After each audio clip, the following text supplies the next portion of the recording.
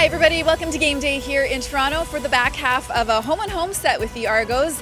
The Calgary Stampeders erased a fourth quarter 17-point deficit to take the first game from Toronto and improve to 4-0 at home this season. Now they are looking for their first victory on the road. Both of these teams have 4-4 records and sit third in their respective divisions heading into Week 10. It's been a short week of preparation for the rematch, and the Stamps are sticking with much of the same guys in the lineup as they did last weekend.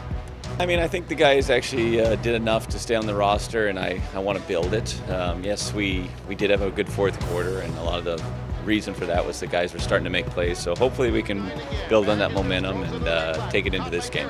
Let's take a look at the starting quarterbacks. Cameron Dukes is out with a leg injury, so Nick Arbuckle will get his first start of the season. He played in parts of the games in relief of Dukes during weeks 7 and 8.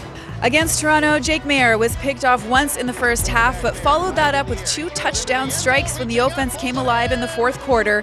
His 13 passing touchdowns are third most in the CFL. Well, he's a different quarterback than Cam Dukes. He does know us. We know him as well. I bet he's excited to play us. So, I think they call a little bit different game with him. I do. So, adjust and then, see what they do. They still probably have packages for the other guy if he's healthy. But more than anything, tackle well, be physical. Got to make life miserable on any quarterback. We have to do that to Nick. Mike Rose pitched in with a couple of sacks against Toronto to bring his total on the season to 3 and is our player to watch tonight. The defensive captain is part of a D-line that amassed 6 sacks and played a critical role in the team's victory, helping hold the Argos to a single point in the second half. I know you don't like taking credit, but you had 2 sacks, but you're right, it's been spread out amongst a lot of you guys. Can you just speak to the teamwork and sort of the camaraderie that you guys have? We work really hard, man. People don't know, they don't watch practice, but Juwan Simpson likes to run us a lot and make us do a bunch of stuff that we don't think is necessary. But I guess it works. I guess it's starting to work now.